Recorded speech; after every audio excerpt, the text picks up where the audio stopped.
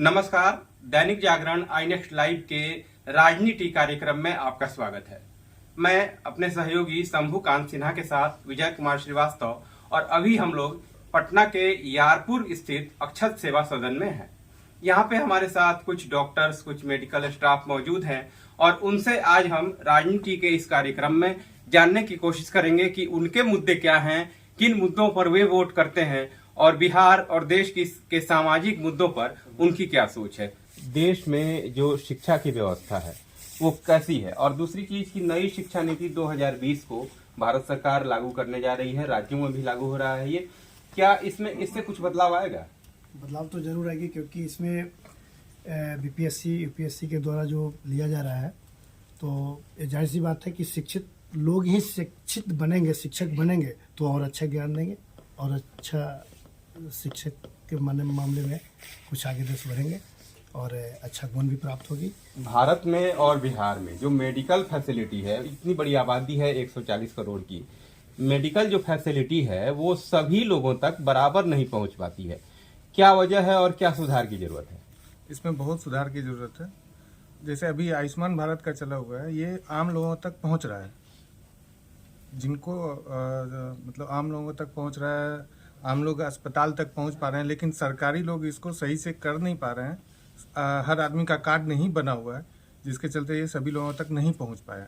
ये कहा जा रहा है कि इस देश में ऑनलाइन वोटिंग की व्यवस्था की जानी चाहिए, क्योंकि बहुत सारे लोग वोट नहीं कर पाते हैं। क्या बिल्कुल सही बात है, ऑनलाइन की व्यवस्था होनी चाहिए। जो बुजुर्ग लोग हैं जो नहीं जा पाते हैं वोटिंग लिस्ट तक, वो जाए, वहाँ जाकर ऑनलाइन की व्यवस्था रहेगी तो घर पे बैठे बैठे लोग अपना सारा काम कर सकते हैं। तो ये चीज़ होनी चाहिए। अभी जो संसद में, मतलब लोकसभा और राज्यसभा में 33% रिजर्वेशन महिलाओं के लिए किया गया है। नारी बंधन विधेयक जो है वो पास किया गया है। कितना कारगर होगा आपको लगता है, या बस ये छलावा है? जितना दिया गया है उतना कारगर नहीं है, जितना बोला गया उतना नहीं हो रहा है। अभी भी प्रॉब्लम हो रही है। इस पे आगे कार्रवाई करना चाहिए, इसके लिए और आगे बढ़ना चाहिए इसमें सबको, क्योंकि जितना बोला जा रहा है कि इतना ऐसे ना महिलाओं के लिए होना चाहिए, ये ऐसा कुछ नहीं हो रहा है। जिनकी आगे पैरवी है तो सबकी पैरवी तो नहीं हो सकती है ना। लोग तो आम आदमी है, तो सबको कहाँ से वो पैरवी पहुँचेगा। तो सबके लिए होना चाहिए कि महिलाएं यदि शिक्षित रहेंगी तो ऑटोमेटिक स्ट्रांग रहेंगी और अपने फैसले खुद ले पाएंगे। अभी भी बहुत सारी जगह होती है कि हस्बैंड मुखिया है तो उनकी पत्नी है, पत्नी मुखिया है तो हस्बैंड के भरोसे साइन वो करते हैं। बहुत सारी चीजें होती हैं।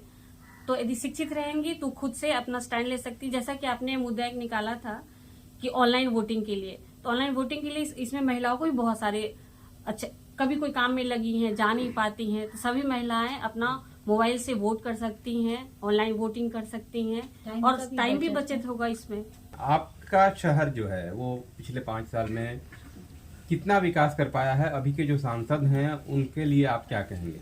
अभी के जो सांसद हैं वो विकास के लिए बहुत तत्पर हैं। हमारे माननीय प्रधानमंत्री नरेंद्र मोदी के सहयोग से स्मार्ट सिटी प्रोजेक्ट बन रहा है, बहुत सारे फ्लाईओवर बन रहे हैं, बहुत सारे मेट्रो के काम चल रहे हैं और हमारे सांसद उसमें बहुत सक्रिय भूमिका निभा रहे हैं। शहर की जो बात है, शहर में जो डेवलपमेंट की बात है, तो ये शहर काफी पुराना है, ऐतिहासिक है, ये पूरी दुनिया में प्रसिद्ध रहा है पाटलिपुत्र शहर, और गंगा की वजह से ज्यादा ख्याति मिली है। लेकिन गंगा अब रूठ के जा रही है, काफी दूर चली गई है और हम लोग उसके किनारे मरीन ड्राइव जैसा शेप बना करके खुश हो रहे हैं। आपको क्या लगता है कि ये जो पर्यावरण या जलवायु परिवर्तन है, ये आने वाले समय के लिए कितना खतरनाक है? इसमें तो काफ़ी ज़्यादा हम ही लोग जिम्मेदार हैं खुद। अगर हम शहरीकरण कर रहे हैं, आगे चीज़ों को बढ़ा रहे हैं, डेवलपमेंट कर रहे हैं, तो जायज़ सी बात है प्रकृति को हम लोग नुकसान तो पहुंचा रहे हैं। तो इस पे हम लोग का ये है करना चाहिए। इस पे नदी, जितना भी नदी है या फिर हम लोग मूर्ति विसर्जन करते हैं या इस टाइप से जो भी चीज़ कर रहे हैं, गंदगी फैला रहे हैं, वो कम फैलाए, क्योंकि सेडिमेंट्स के कारण काफ़ी ज़्यादा नदी का जो बहाव है वो काफ़ी कम हो गया है। और नदी में हम लोग नालों का ये जो भी डिस्पोज कर रहे हैं तो काफ़ी खतरनाक होते जा रहा है। और डेवलपमेंट जितना आगे स्तर तक बढ़ते जाएगा उतना तो ये चीज़ हम लोग प्राकृतिक होते जाएंगे। तो इसलिए हमें चाहिए कि अच्छे से पेड़ लगाएं और काफी हद तक नदियों को भी बचाएं। काम तो चल रहा है, अच्छा से चल रहा है। रही जहां तक संतुष्टि की बात, तो हम लोग आम पब्लिक भी लोगों को कॉपरेट करने की भावना नहीं है। यहाँ पे सरकारी तंत्र आते हैं, देख के जाती है, हम लोग आगे पीछे हो लेते हैं, कुछ नहीं कर पाते हैं। क्या किया जाना चाहिए इसके लिए एक सबसे पहले तो हम लोग जागरूक हों, उस सुविधा का फायदा उठाने के लिए। जैसे बगल में, हमारे बगल में नाला बन रहा है, उसका कोई देखा रेखा नहीं है कि यह 35 दिन में पूरा होगा या 6 महीने में पूरे होंगे, जब जैसे हो जाए। इसकी जिम्मेवारी हम लोग को भी बनती है।